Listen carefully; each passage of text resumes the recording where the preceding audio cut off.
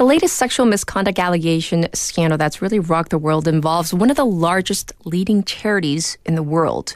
So, of course, as you can imagine, this has shocked many people, where a few who have actually been speaking out against these types of things were not surprised. But nonetheless, we have invited PhoebeDonnelly, one of the co-lead researchers on the Sexual Assault and Humanitarian Workers Project from Tufts University, to speak on this matter.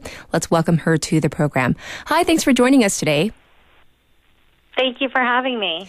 Yes, so first of all, can you let our listeners know how this whole Oxfam scandal surfaced and became known to the public? Sure. So earlier this month, the Times of London broke the story that in July 2011, Oxfam received an email tipping them to the fact that several senior staff members in Haiti had engaged in sexual misconduct. And these allegations included things like orgy parties in Oxfam compounds, hiring of sex workers, and the sexual assault of children. So Oxfam had conducted an internal investigation into this incident, which had led to the release of 4 staffers and the resignation of 3 others. But it became widely known to the public only this month. Ah, yes. And so why do you think it took so long for this to actually become known to the public, as this was a report this was made back in 2011, almost 7 years ago? Good question. I think that the tide of speaking about sexual assault and abuse in all sorts of industries is now finally reaching the aid industry, and we're able to have this conversation. And we saw the Oxfam incident became public, and now we're hearing more and more reports of instances that have remained unknown to the public. So I'm glad we're having this conversation, and I think we'll just start to see a lot more conversations like this one. Yes. But we do have to briefly touch upon maybe in terms of the response from the charity itself, Oxfam. Yeah, so in 2011, Oxfam did an internal investigation into this, and as a response to the concerns about this problem, they created what they call their safeguarding department. And the safeguarding team is to help prevent abuse among staff, volunteers, and partner organizations.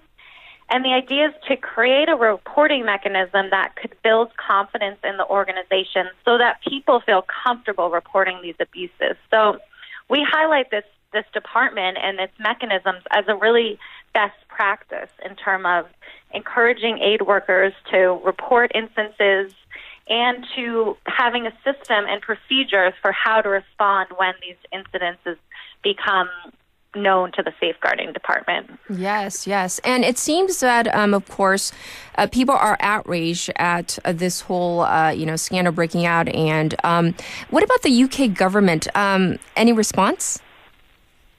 So last week, Oxfam, there was a hearing in Parliament with the head of Oxfam. And the British government seems to be taking this type of response very seriously, not only to Oxfam, but hopefully looking to the wider industry. And they've made some comments threatening to withdraw funding from organizations. So it seems like they're taking it really seriously. And I hope it becomes looking seriously at the aid industry, not just targeting Oxfam, because we know this is not just them. Right, obviously. And so as a person who has done extensive research in this field, I need to ask you, do you think that this Haiti situation, the extent of it or the scandal, is kind of one of the minor isolated incidents, or do you think this is very, pervasive in this industry? Yeah, that's exactly what I would call it. I think this is a widespread problem, and our research actually takes a bit of a different angle. We look at victims who are within the organization. So while the Oxfam case is looking at local population, which is, of course, horrendous, we also are concerned about what about the people who work with these staff members who are engaging in this sexual misconduct. Are they being victimized too? And part of the problem is no one's reporting on this, and these organizations make it very difficult for people to report these types of abuses. So while we don't have a ton of data from the organizations, our best data comes from a survey done by the Women's Humanitarian Network. Yes. And that found that 24% of respondents reported that they were sexually assaulted while on humanitarian or development missions. So that's just touching the surface, but really shows you how pervasive this is. Right, because when we think of these nonprofits or these organizations that are going abroad, to help people who might be displaced or do other types of humanitarian work, we, as the public, have this sense of, oh, they're doing something good. They are trustworthy. When, in fact, according to this study, this survey, that's apparently not true, even within their own ranks. Yeah, so the culture and these environments, it's created because of this male-dominated culture. We refer to it as a boys' club, where we see attitudes of condescending attitudes towards women or sexist and homophobic comments and behaviors that are just seen as appropriate in these environments. And then that's compounded with things like high levels of alcohol and drug use, environments where there's little rule of law and widespread sexual assault within the environments they're operating in. So all of these things have combined to create a really problematic organizational culture. Do you think also there might be a little bit of this whole what happens in Vegas stays in Vegas mentality where oftentimes they're abroad away from their, maybe their home country or their base and they feel like they can get away with this? Yeah, I think that's a great point, especially when environments where, if something happens to someone, they can't necessarily report it to the local authorities because these environments are conflict situations. So I think that's a great point.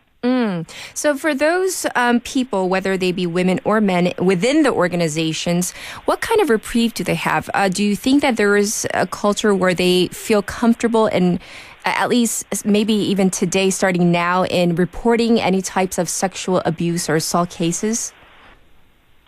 Well, I think the organizations need to create a mechanism so that people have a safe way to report that. So why we highlight it as Oxfam Safeguarding Department is because they have focal points who people know they can report to, and these focal points know how to keep those incidences confidential and how to respond. So I think other organizations need to create really clear reporting mechanisms and build confidence with their staff that if they report something, that it will be taken seriously and handled appropriately.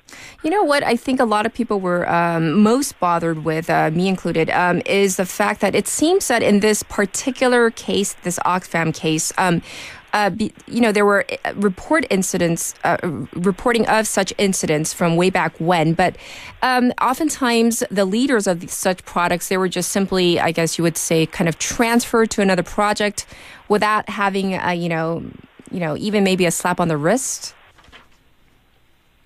Yeah, I think that's a great point. And another concerning pattern that we're seeing in some of these reports is that they'll get hired, perpetrators will get hired by other organizations. Yes. So I think by increasing reporting and creating cross-organizational sharing mechanisms, hopefully these types of things will be taken more seriously and someone can't just get another job at another organization and repeat the same kind of behavior. So we need better screening to make sure that these kind of people can't repeat this.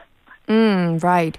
And so in terms of the future of not just Oxfam, but all other charities and humanitarian work organizations, do you think that this will likely kind of put people off in terms of maybe donating or even maybe choosing to work for some of these nonprofits? So, we're still very supportive of the aid industry and the mission. I think if we all withdraw our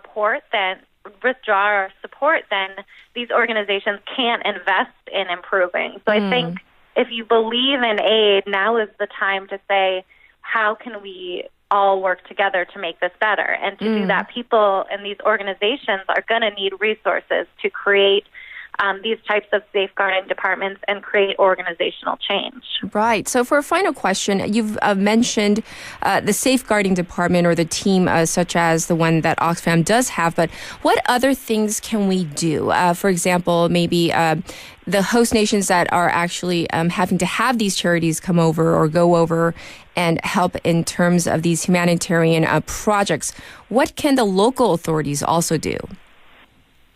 Well, I think our opinion is that it really should be the organization's responsibility to make sure their staff is following the rules of their organization and the host country. But I think there could be a dialogue between the host country and these organizations to make sure that these organizations have these procedures in place when they're going to operate anywhere in the world. Yes. Well, of course, it seems that we will hopefully see more change in terms of these groups and organizations and have more transparency. I want to thank you so much for coming on with us today to shed light on this issue.